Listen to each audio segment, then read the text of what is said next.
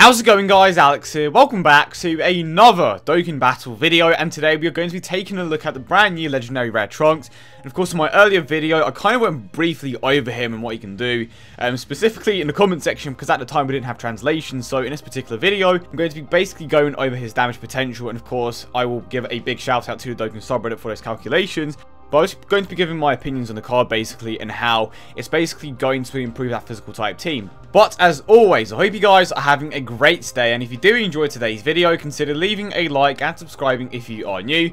Now, to jump straight into it, what this man can do, of course, he's going to have the same leader skill for the most part.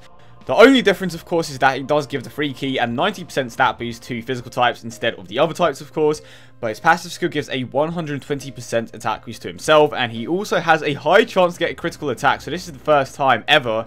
Now, we've seen something like this on a particular card before. You have to, go in the ability system to get that critical to go off, depending on what your free ability was, essentially. But for this man in particular, it's just something that comes with his passive. So he is unique in a way in comparison to some of the other cards, which is nice. But for the most part, he is pretty damn generic. But Bandai seems to absolutely love that 120% attack boost on every single unit that they pretty much release that is a lead, and I don't know if that's just something that is mandatory now because of how much they stepped up the passives on the units that were released prior to this, or if it's something that they are just doing for this particular meta. I hope that it's not something that they stick with, because it's just going to be extremely boring. But moving on to his super attacks, and of course the mechanics, his 12 key super attack is the burning attack. It causes colossal damage, and it raises his own defense by 30% for 3 turns. So very similar to Goku Black and Zamasu. Of course, every time they super attack, their defense does go up. You have the 18 key super attack, causes mega colossal damage. It raises his own defense by 30% for 3 turns. So it doesn't matter if it's the 12 key super attack or the 18 key, his attack is going to be going up. Of course, the more you super attack, the longer it's going to last. His super attack text, which is something I don't normally do, is Son Goku isn't the only Super Saiyan, I'm one of them too. At super attack level 20, he raises his own attack by a large amount. So as soon as you get that man to super attack 20, he is going to be able to hit even harder. His links are Royal Lineage, which is a 1 key link, Cold Judgment, which is a 20% defensive link, Super Saiyan 10% up to attack, Shocking Speed 2 key, Prepared for Battle 2 key, Shattering the Limit 2 key, and then of course we have the Legendary Power link, which is a 5000 attack link when super attack is launched. So unfortunately, no Fierce Battle. He did instead get the Rebirth link, which is what Majin Vegeta has, of course, which means that he is the second legendary rare to have that Rebirth link, which is unfortunate, but like father like son, I suppose.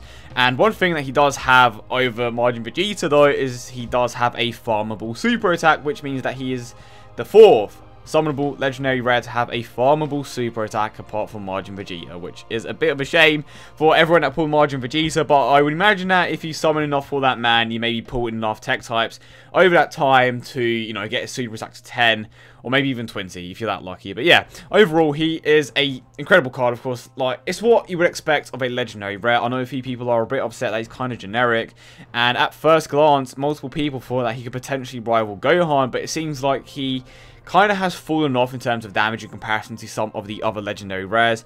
Of course, it's too hard. It's too soon to say. We're going to have to see how well he performs. But one of the reasons why I thought this would be the case is because of that high chance to get a critical attack. Of course, if he gets multiple attacks to go off, he is easily going to outdamage the majority of the other legendary rares.